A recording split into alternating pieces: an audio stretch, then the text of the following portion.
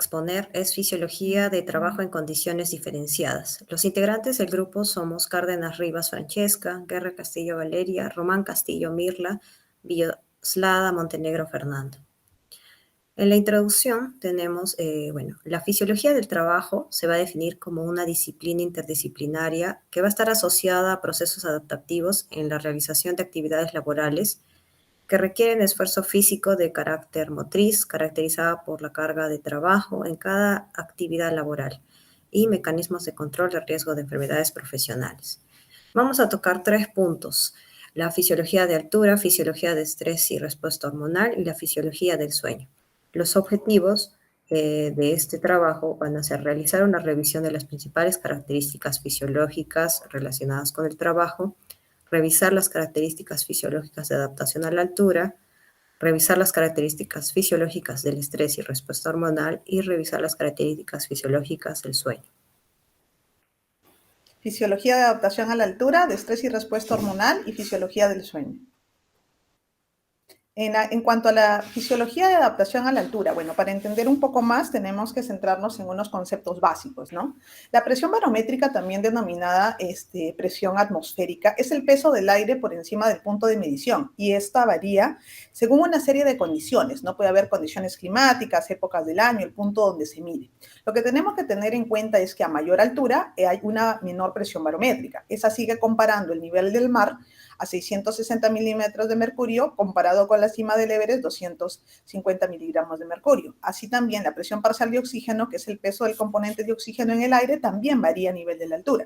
A nivel del mar es 159 y el cambio en la cima de Everest es de 20 a 30.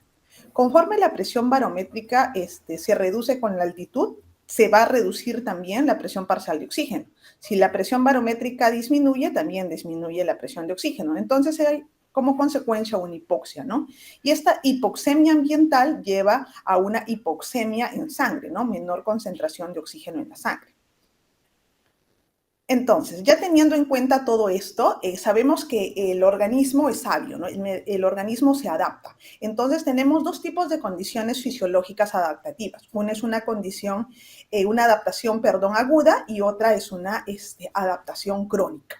En cuanto a la adaptación aguda, lo primero que vamos a ver es una respuesta inmediata adaptativa, ¿no? ¿Cómo se adecúa el sistema cardiovascular en la altura, no?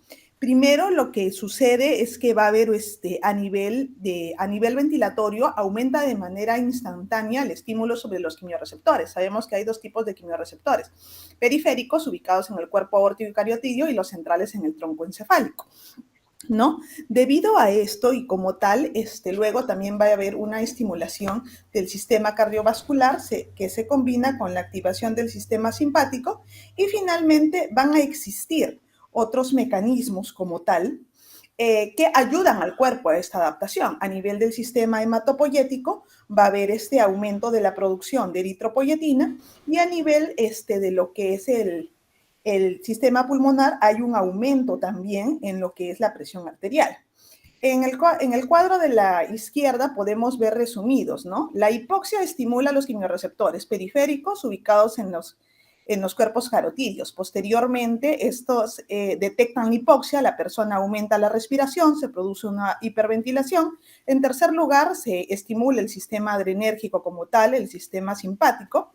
Posteriormente, la frecuencia cardíaca es más rápida, se incrementa el flujo sanguíneo, aumenta el gasto cardíaco y finalmente ocurre que la presión arterial se eleva, ¿no? Entonces, esta es una de las primeras fases de respuesta a la hipoxia aguda. Ahora bien, esta respuesta adaptativa se da por fases, ¿no? Y estas fases se dan en tiempos y en horas. Hay una primera fase que es la fase de acomodación, que dura de 4 a 6 horas, la fase de aclimatación, que ya va en promedio aumentando con los días, de 3 a 4 días, y finalmente la fase de degradación, ¿no? Que ya va en semanas. Dentro de la fase de aclimatación ventilatoria, el cuerpo se sigue adaptando durante este tiempo, ¿no? Durante toda la estadía que esté el cuerpo en altura, se adapta. Entonces, también existen otras compensaciones que ayudan a lo que es el primer estímulo, que es la compensación renal de la alcalosis y el levantamiento de la inhibición central, aumentando la quimiosensibilidad periférica. Ahora bien, Para adaptarnos a la altura, en realidad, dependiendo del tiempo de exposición a la altura, existen como tales adaptaciones, ¿no? Existe una exposición puntual, como lo vemos ahí en el cuadro, los sujetos que están expuestos a una altitud geográfica, pero es durante un pequeño, corto tiempo, ¿no? Pueden ser horas o días. Esto más frecuente es en aquellas personas que se dedican a la excursión, al alpinismo, etcétera, ¿no? Ahora, si esto no se realiza de manera adecuada, pues se produce no hay una adaptación adecuada y puede ser de forma aguda. Ahora, cuando hay una exposición crónica, ya son estancias largas en tiempo, personas que ya han nacido, que han crecido en la altura o que se encuentran ahí por tiempos prolongados debido a trabajo u otro motivo. En el caso de la exposición intermitente, hay desplazamientos a altitud con estancias cortas de tiempo, no puede ser este tiempo en días, en horas, y seguidos por descensos a nivel del mar.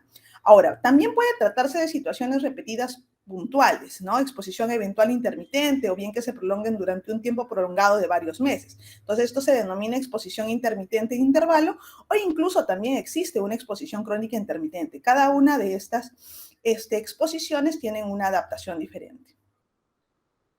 La persona cuando va a la altura de un momento para otro, pues tiene que tener una adaptación. Entonces ya habíamos expuesto cómo esta se presenta a nivel del cuerpo. Pero ¿qué es lo que pasa cuando esta adaptación no se produce de manera adecuada? Bueno, lo que se sabe del mar de altura es lo siguiente, ¿no? Que en realidad es el término usado para describir diferentes patologías que se puedan desarrollar a más de 2.500 metros y se relacionan con la falta de oxígeno. Tiene una serie de características específicas y hay síntomas que se pueden presentar como dolor de cabeza, mareo, vértigo, aturdimiento, dificultad para respirar. Puede haber incluso disminución de apetito, náuseas, vómitos, dolor abdominal, gases, fatiga, etcétera, ¿no?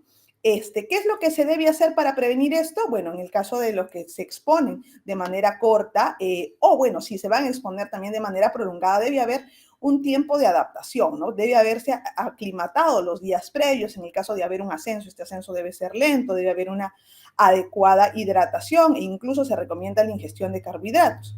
Ahora, se recomienda descender sí o sí de la altura si hay síntomas graves o hay alteración del estado, pues, mental.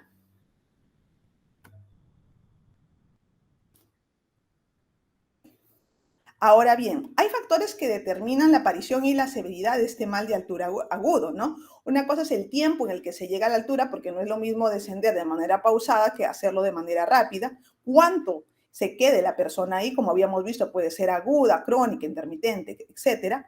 La altura también la que se alcanza y también de la susceptibilidad individual. Ahora, este mal de montaña agudo puede tornarse un poco severo, ¿no? Puede acompañarse de otros signos como desorientación, confusión, descoordinación de movimientos, ¿no? Incluso puede llegar a cuadros potencialmente fatales, como el edema cerebral y el edema pulmonar. En el caso del edema cerebral, se ha descrito incluso alteraciones de la personalidad, vómitos, agotamiento generalizado, puede incluso haber papiledema, hemorragia retinal, hasta parálisis de nervios craneales. Esto ocurre generalmente después de 3 días, ¿no? Cuando uno está mucho en altura. Y en el caso del edema pulmonar, sabemos que es la causa más frecuente de muerte entre las enfermedades de la altura. Antiguamente se le atribuía a la neumonía, pero bueno, ya se sabe que es por esto, por el mal de montaña agudo, que no genera una buena adaptación. Generalmente se presenta el tercer día de ascenso y bueno, se inicia con tos, bajo rendimiento físico, hay ahogos, aparece desgarros, crepitaciones pulmonares, sibilancias, tos seca, bueno, puede haber hasta dolor, ¿no? Y más raramente ortopnea y hemoptisis. Bueno, este es prácticamente un resumen de lo que pasa, ¿no? Generalmente el mal de altura se dice que comienza a partir de 2.500 a 3.000 metros sobre el nivel del mar, ¿no? Como habíamos hecho en la introducción, aumenta la altura, disminuye la presión parcial de oxígeno. Ojo que el porcentaje en el aire siempre va a ser el mismo. Primero hay un inicio de adaptación, alcalosis respiratoria, aumenta la producción de hematíes, etcétera. Pero si el organismo no se adapta rápidamente, se da el mal de altura. Ahora bien, sabemos que el mal de altura puede ser de manera aguda, puede iniciar la clínica en 6 a 12 horas, caracterizado por lo que habíamos dicho, anorexia, náuseas, vómitos, fatigas, y bueno, el tratamiento en realidad es reposo y lo ideal, descenso, ¿no? Y bueno, como habíamos dicho también, puede haber complicaciones crónicas, edema pulmonar, que se da a los 2 o 3 días, caracterizado por disnea, esputo rosado, cianosis, dolor torácico. También se recomienda descender como tratamiento, incluso a veces se da oxígeno y se apoya con nifedipina. En el caso del edema cerebral a la altura, otra complicación de una mala adaptación, generalmente se da al cuarto día, más de 2.500 metros, se caracteriza por cefalea, letargo, y bueno, puede haber incluso coma. Igual también se recomienda el descenso, el oxígeno, y bueno, hasta corticoides, ¿no? Bueno, la causa más frecuente del fallecimiento en altura es el edema pulmonar, ¿no? Ahora bien, habíamos hablado de que existe una adaptación aguda, pero también existe una adaptación a largo plazo, ¿no? Hay una modulación de la hiperventilación, se elimina el HCO3, el volumen sistólico se reduce, aumenta aún más la eritropoyetina, generando eritropoiesis, hay angiogénesis, también disminuye la afinidad de la hemoglobina por el oxígeno. ¿Y qué ocurre? En el caso de que esta adaptación crónica falle, existe también el denominado mal de montaña crónico, ¿no? El mal de montaña crónico, bueno, se le atribuye el nombre de enfermedad de Monge porque fue quien más lo estudió. Se caracteriza por baja saturación de oxígeno, cianosis, dilatación de venas, cefaleas, fatiga física y mental. Este estudioso se dedicó a realizar estudios acá en Perú y bueno, definió este síndrome como un síndrome clínico incapacitante progresivo, ¿no? Que se da en realidad en nativos que viven a más de 2.500 metros de altura. Hay una eritrocitosis excesiva, hay una hipoxemia severa y bueno, en cuanto a la epidemiología, en realidad lo sufren más de 140 millones que viven personas que viven a más de 2.500 metros sobre el nivel del mar. El riesgo de desarrollar esta enfermedad estaría en un 5 a 10%. La prevalencia en los Andes sería de un 1.21%. Ahora bien, los valores más altos en el Perú se reportan en lo que es Cerro de Pasco, donde la prevalencia es del 15%. La prevalencia de esta enfermedad crónica en realidad ha mostrado variabilidad considerable, ¿no? Y depende de la etnia. Hay diferentes periodos de adaptación a esta hipoxia crónica. Y bueno, aquellos con más tiempo a gran altitud tienen más probabilidades de estar mejor adaptados. Ahora bien, acá tenemos un cuadro comparativo de lo que es la eritrocitosis patológica de la altura, ¿no? Porque sabemos que existen diferentes causas de eritrocitosis, ¿no? En el caso, pero para poder distinguirlo lo podemos comparar con otras situaciones basándonos no solamente en el control del hemoglobina o el hematocrito, sino también teniendo otras cosas, ¿no? Por ejemplo, en el síndrome de hiperviscosidad se caracteriza porque sí hay eritrocitosis patológica, también eritrocitosis secundaria, puede haber hasta ahí policitemia vera, pero hay un control normal. En el caso de lo que es EPOC, tabaquismo, etcétera, no hay policitemia vera porque no está el gen del JAK2 alterado. Bueno, en cuanto a la mutación del JAK2, como se dan cuenta, la eritrocitosis no se da en la altura, no hay una eritrocitosis secundaria y bueno, hay la alteración del gen del JAK2. Sabemos que existe mal de montaña agudo y mal de montaña crónico. ¿Cómo detectar preventivamente, no? A esto va enfocado nuestro trabajo en realidad. Si nosotros trabajamos con personas que viven o van a ascender a la altura o que se encuentran permanentemente en altura, pues tenemos que hacer un estudio adecuado, ¿no? En dependencia de por cuánto tiempo van a ir. En el caso de mal de montaña agudo, bueno, en realidad se hace una prueba que permite evaluar la sensibilidad individual a la hipoxia de cada persona y la capacidad de aclimatación de la persona como tal, evaluando la respuesta cardiorrespiratoria integrada ante un bajo nivel de oxígeno, y esto se hace tanto en reposo como en ejercicio. En el caso del mal de montaña crónico, para poder detectarlo de manera preventiva, se recomienda un estudio ecocardiográfico y una prueba de estrés cardiopulmonar. Es la fisiología del estrés y la respuesta hormonal. El estrés definido por la OMS es el estado de preocupación o tensión mental generado por una situación difícil. En realidad todas las personas tenemos cierto grado de estrés, ya que se trata de una respuesta natural a las amenazas y otros estímulos, ¿no? Pero en realidad es la forma que nosotros reaccionamos al estrés lo que marca el modo en que afecta nuestro bienestar. Sabemos que puede haber un estrés corto, sin embargo no produce cambios significativos, pero cuando hay un estrés prolongado e intenso hay un compromiso de la salud, hay compromiso del rendimiento laboral, en el desempeño académico, incluso las relaciones personales se alteran. El síndrome general de adaptación que fue propuesto y estudiado por Seil. En este síndrome se describen lo que son varios niveles de resistencia, ¿no? Existen o distingue él 3 niveles. Primero, hay un nivel de alarma. En el nivel de alarma puede haber choque contra choque, hay un nivel de resistencia y finalmente ya pues el cuerpo ya no se adapta y hay un agotamiento como tal. Todo esto se va a ir dando en tiempos. Como dije, el primer nivel es la alarma, ¿no? Dividido en dos partes. En la fase de choque, uno se estresa, tiene una reacción inicial instantánea. Lo que ocurre es taquicardia, puede haber pérdida del tono muscular, disminución de la temperatura, incluso de la presión sanguínea. La segunda fase de esta primera respuesta de alarma consiste en un efecto, una reacción de rebote, ¿no? Aumenta la actividad de la glándula suprarrenal y hay involución del sistema timolinfático, ¿no? Hay signos catabólicos. Entonces, en esta primera fase de alarma, lo que ocurre es la activación del sistema simpático adrenomolecular y del eje adrenalina-noradrenalina. Luego se pasa a la fase de la resistencia, es la adaptación al estresor, ¿no? ¿A costa de qué? De que presentemos una menor resistencia a otros estímulos, ya van desapareciendo los síntomas y hay signos anabólicos. ¿Por qué? Porque a este nivel ya hay activación y control del eje hipotálamo-hipófisis adrenal. Y finalmente, en la fase de adaptación,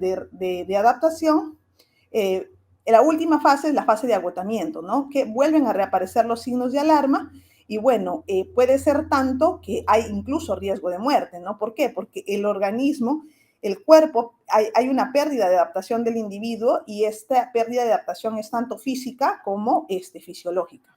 El síndrome general de adaptación de Sale, adaptado según el eje, según la respuesta hormonal.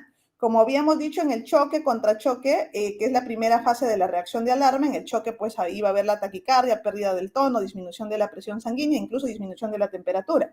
En el contrachoque, hiperactividad, hiperventilación, hiperglicemia, aumento de la temperatura. Aquí, ¿qué es lo que influye? Hipófisis y glándulas suprarrenales. En cuanto a la resistencia, reducción de los síntomas, aumento de las funciones anabólicas y como había dicho, básicamente en la fase de agotamiento ya se dibuja, incluso con la fase de caída, en casos extremos puede haber hasta muerte. ¿Cuáles son los dos sistemas fisiológicos más importantes para adaptarnos al estrés? Bueno, son dos, el simpático adrenomuscular y el pituitario adrenocortical. En cuanto al simpático adrenomuscular, hay un control por inervación simpática, actividad de la médula de la glándula adrenal, secreción de catecolaminas, la adrenalina, la noradrenalina y función de emergencia o estrés hormonal, ¿no? En cuanto al eje pituitario adrenocortical, hay un control por la hormona de ACTH, que es descargada desde la hipófisis o pituitaria, actividad de la corteza de la glándula suprarrenal, secreción de cortisol y sus metabolitos, y hay una relación entre la actividad emocional y adrenocortical. A mayor tensión nerviosa también aumenta más esta actividad. Pues tenemos que tener una estrategia de intervención frente al estrés. Ya conocemos el estrés, ya conocemos las fases por las que se puede pasar, pero debemos enfocarnos más que todo en qué hacer para prevenirlo, ¿no? Entonces hay dos tipos de estrategias para intervenir sobre el estrés. Hay una estrategia preventiva y hay una estrategia, combativa. En cuanto a las estrategias preventivas, en realidad es evitar, ¿no?, los estímulos estresantes por medio de adaptaciones de nuestro estilo de vida, adaptar nuestros niveles de exigencia, modificar ciertos patrones de conducta, ¿no?, personal que pueden inducir al estrés y, bueno, desarrollar también mecanismos o recursos de afrontamiento, tanto fisiológicos como psicológicos, ¿no? Un poco de confianza, control, autoestima. En cuanto a los cognitivos, habilidades para gestionar nuestro tiempo, competencia académico-profesional, tener apoyo social, habilidades sociales y, bueno, no tener problemas económicos. En cuanto a la estrategia combativa, pues tenemos que combatir estos estímulos. Lo primero que debemos hacer es identificarlos, segundo, vigilarlos, vigilancia de estos factores. Tenemos que tener una adecuada organización, tenemos que tener los recursos de la organización para poder combatirlo y modificar estos estímulos estresantes, ¿no? Tener asertividad, de sensibilización, tolerar los estímulos estresantes, que se puede hacer de diferentes maneras, ¿no? Con una reestructuración, centrarse en la sensación y, bueno, reducir la activación. ¿Cómo lo hacemos? Mediante catarsis, conversando, relajándonos, autorrevaluándonos y, bueno, evitarlo, pero en algunos casos hasta se ha llegado a la automedicación. Una recapitulación de lo que sería la afección del estrés.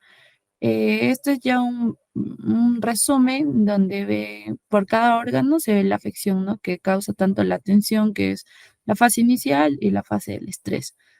Acá podemos ver un cuadro donde existe lo que es la actividad del esfuerzo y la relajación o ocio o pasividad, ¿no? En donde podemos encontrar, por ejemplo, la liberación de ciertas hormonas que mediante un cuadro explica, ¿no? Mediante más euforia y estrés y actividad esforzada, ya va a haber más liberación de adrenalina y el cortisol baja. En cambio, cuando hay un esfuerzo y actividad y un malestar o de estrés, la adrenalina y el cortisol aumenta. Y como lo explicó anteriormente, va a hacer que estos órganos, ya sea en el cerebro, el humor, la saliva, los músculos, en la fase de tensión o cuando recién empieza o cuando es una respuesta normal, altera brevemente, pero ya cuando se da el estrés es cuando ya todos estos síntomas empiezan a hacerse crónicos y causar patologías. Todos deben entender que este estrés va a ser causado ya sea en la vida laboral por las múltiples tareas y funciones que cumple el colaborador. Entonces, este va a hacer que se mande un estímulo a lo que es el cerebro y mediante lo que son los receptores y neurotransmisores a nivel del hipotálamo y la hipófisis, lo que va a hacer es mandar una respuesta a lo que es el factor liberador de corticotropina y este a su vez va a hacer que se produzca lo que es la adrenocorticotropina. Entonces, esto va a formar lo que es el ACTH, que va a llegar a lo que son las glándulas suprarrenales, y estas van a emitir lo que es el cortisol y el hipotálamo, lo que es la dopamina.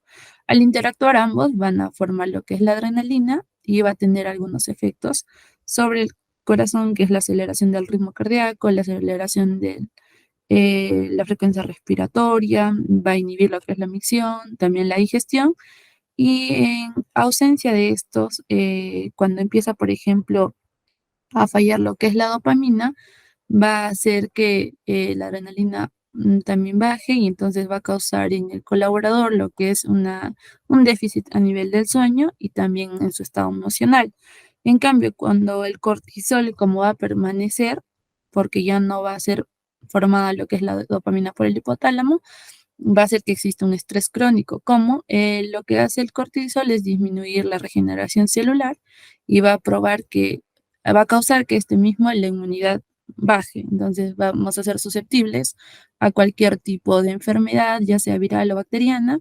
Además va a causar irritabilidad en el trabajador, dolor de cabeza, así como otros síntomas que son digestivos.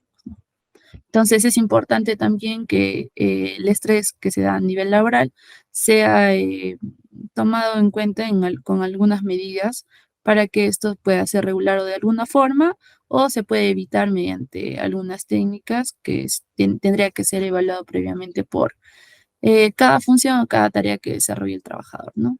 Bueno, en cuanto a la definición del sueño, tenemos que va a ser un estado fisiológico y este va a estar va a ser rítmico y activo, ¿no? Que va a aparecer cada 24 horas.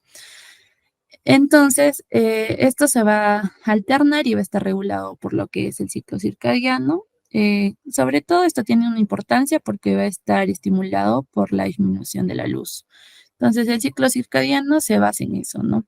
A través de unos receptores que se encuentran en la retina, lo que va a hacer es que el efecto de la disminución del haz de luz hace que se envíen algunas respuestas interaccione con lo que es el núcleo supraquiasmático. Entonces, mientras estamos de día, estos receptores mandan al cerebro emisiones que hacen que persista lo que es la vigilia, ¿no? Entonces, hace que nos mantengamos despiertos. En cambio, en la noche, al ver menos recepción de la luz, lo que sucede es que interactúan con estos receptores y podemos llegar a lo que es el sueño. Entonces, mandan también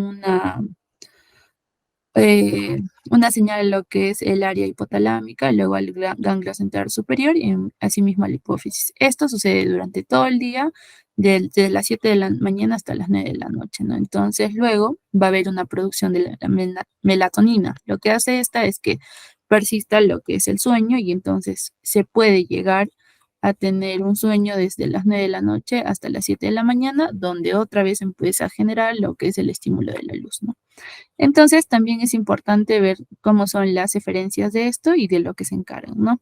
Por ejemplo, a nivel de lo que es el telencéfalo basal, lo que vamos a poder observar es que es la función somática del sueño, ¿no?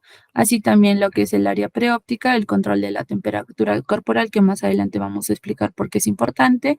También el núcleo paraventricular, que interactúa en la producción de la hormona antidiurética, que va a hacer que también aumente la concentración de la orina y disminuye el volumen durante el sueño, y así se puede evitar que se orine durante la noche, ¿no? También el núcleo supraventricular en la producción de la oxitocina, que es el encargado de regular el ciclo circadiano, como mencionamos, era el encargado de que se dé el periodo vigilia-sueño, el tálamo medial, que es el que regula las emociones, el área hipotalámica regula también el ciclo circadiano y el núcleo arcuado. Bueno, dentro del sueño y la vigilia van a ver lo que son etapas. Las fases no REM, que es movimiento rápido de los REM, que es movimiento rápido de los ojos, y la no REM. Se dice que en el periodo REM todavía estamos ciertamente despiertos, en cambio en el no REM es cuando ya se alcanza lo que es el sueño, ¿no?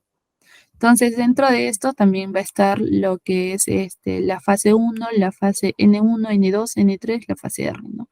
Entonces, ahí podemos observar cómo son los porcentajes tanto en niños, adultos y adultos mayores. En esta explicación más nos encontramos lo que es el adulto, el joven, que son los colaboradores durante todas estas fases, ¿no? Entonces, vamos a ver que en cuanto a la etapa del sueño y el tiempo, por ejemplo, representado en minutos, de 0 a 20 minutos, todavía están despiertos y los ojos abiertos, ¿no? En cambio, en la etapa de N1 va a ser cuando ya llegue más o menos lo que es el sueño no REM, que se va a encontrar de los 20 hasta los 30 minutos. En la etapa 2, en el tiempo está representado de 30 a 40 minutos. En la etapa 3 de los 40 a 60 y en el sueño REM, donde ya se alcanza, es de 60 a 90, ¿no? Bueno, así también se va a ver afectado lo que son diferentes órganos y vamos a ver cómo son los cambios fisiológicos del sistema cardiovascular, ¿no? Aquí el sistema cardiovascular, igual que otros sistemas orgánicos del ser humano, van a presentar un funcionamiento diferente en lo que es tanto en la vigilia y lo que es el sueño, ¿no? Durante el sueño lento hay una hipotensión, bradicardia, una reducción de la resistencia vascular periférica y una reducción de la eyección cardíaca. La bradicardia se va a producir básicamente por un aumento de la actividad parasimpática vagal. La hipotensión se explica por la reducción que se da en cuanto al gasto cardíaco y la resistencia vascular dado por la vasodilatación a nivel periférico. La disminución de la frecuencia cardíaca también puede atribuirse a un ritmo circadiano que puede ser independiente del sueño, porque pues esto se describe como un efecto claro también de la hora, ya sea de la noche, sobre los valores de frecuencia cardíaca durante el día, ¿no? Entonces esta va a disminuir significativamente al inicio de lo que es la fase del sueño lento y posteriormente va a continuar descendiendo hasta alcanzar los valores mínimos durante la fase N3. Que va a seguir un patrón, ¿no?, de influencia. La actividad parasimpática lo que hace es que aumente el inicio del sueño y permanezca elevada durante toda la fase del sueño lento, a diferencia de lo que sería la simpática, la cual va a descender durante esta fase del sueño, ¿no? Lo que pasa en el sistema respiratorio es que en la vigilia existe un estímulo que va a ser potente para la ventilación, ¿no? Durante todo el día nosotros el cual es bastante independiente de los estímulos que van a ser aferentes. El ritmo respiratorio durante la noche va a disminuir debido a la disminución del metabolismo basal y también por los cambios que ocurren en el control neural de la respiración. Durante el sueño lento, la frecuencia respiratoria todavía se ve que es regular y levemente más baja que durante el día o durante la vigilia, ¿no? Por otro lado, la respiración en el sueño es lento y es ligeramente más profunda que en la vigilia. Eh, la sensibilidad de lo que es del CO2 va a disminuir aún más durante el sueño, sobre todo lo que es en la fase R, por las respuestas ventilatorias a lo que sea sobre el hipercapnia y que esto se debe a que están atenuadas. Bueno, esto es un breve resumen donde podemos ver tanto que pasa en las características fisiológicas, tanto cardiovasculares y respiratorias. La diferencia se da en sueño REM y el sueño no REM, ¿no? Como vemos cómo disminuye, aumenta o también no se producen cambios. Bueno, durante el sistema endocrino y el sueño va a haber una diferente interacción entre la TSH, la GH, la prolactina, el cortisol, la testosterona y también lo que es la melatonina, ¿no? Lo que produce el sueño es la constante producción de melatonina, así que como se puede observar debajo, va a existir todavía un pico mientras más pasen lo que son las horas del sueño, ¿no? En cuanto a lo que es la hormona del crecimiento, va a ser secretada pues, por la hipófisis y sobre todo esto se produce al principio de la noche en la relación en cuanto es el primer episodio de sueño o en la fase N3. Y va a alcanzar un pico más alto, sobre todo con relación al sueño que es no REM. También se dice que si existe una relación tan estrecha que si se interrumpe el sueño, se produce también una disminución significativa de la secreción H. Sobre todo cuando, por ejemplo, los pacientes o los colaboradores se levantan en las madrugadas o tienen que hacer o se altera el periodo de su sueño. La prolactina, en cambio, la secreción de la prolactina va a aumentar de forma continua durante la noche, ¿no? Y alcanza una concentración máxima antes de terminar el periodo del sueño entre las 5 y más o menos las 7 de la mañana. Ahora, lo que es la adrenocorticotropina y cortisol, se modula durante el ciclo sueño-vigilia siguiendo un ritmo circadiano. El primer pico que hace de expresión se produce en las últimas horas de la noche y los niveles más altos se alcanzan durante el día. Ahora, la tirotropina o TSH son bajos durante el día y comienzan a elevarse en cambio durante las últimas horas de la tarde y alcanzan su pico máximo durante el sueño. Ahora, las relaciones de la temperatura se van a ver alteradas durante todo el ciclo, ¿no? Durante sobre todo lo que es todo el día, el mediodía y la medianoche. La temperatura corporal va a sufrir oscilaciones a lo largo del día y esta va a estar controlada por lo que es el marcapaso circadiano interno y que se sabe que la temperatura va a comenzar a subir a primera hora de la tarde y va a alcanzar más o menos su valor más elevado alrededor de las 8:30 de la noche, para luego comenzar a descender progresivamente en sus valores más bajos, lo que sería las 3 y 6 de la mañana. Se considera más o menos que hasta el 1,5 de grados Celsius de diferencia entre el valor máximo y el valor mínimo, ¿no? Entonces, la regulación de la temperatura corporal va a estar modulada sobre todo por el sistema circadiano y por los mecanismos propios del sueño, según sea, ya sea el estado de vigilia o el estado de sueño, ¿no? Bueno, y en cuanto a lo que es el sistema inmune, vamos a ver ya que se concreta ya todos los sistemas, ¿no? Esto está establecido que, por ejemplo, se van a usar, incluso hay momentos donde cuando hay cuadros febriles en los colaboradores, se van a asociar a un aumento incluso del sueño.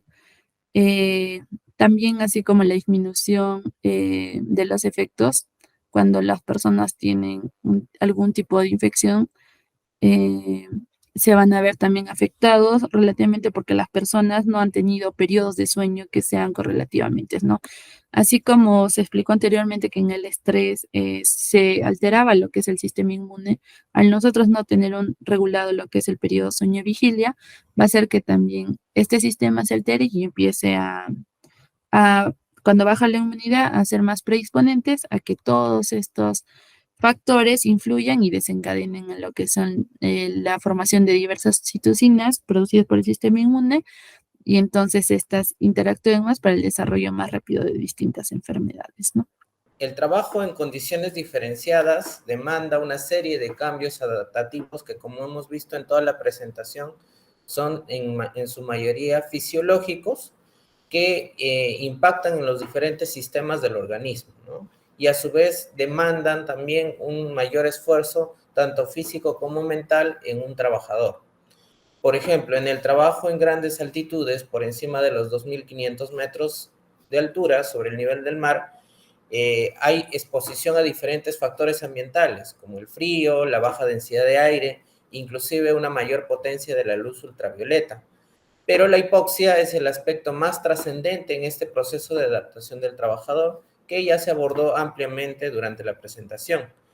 La condición clínica más común relacionada al trabajo y algunas otras actividades no laborales en grandes altitudes es el mal de altura, que se puede desarrollar tanto en una forma aguda o en una forma crónica conocida como enfermedad de Monge, y que responde a un proceso de adaptación inadecuado del organismo a la hipoxia derivada de la baja presión parcial de oxígeno en estas zonas geográficas.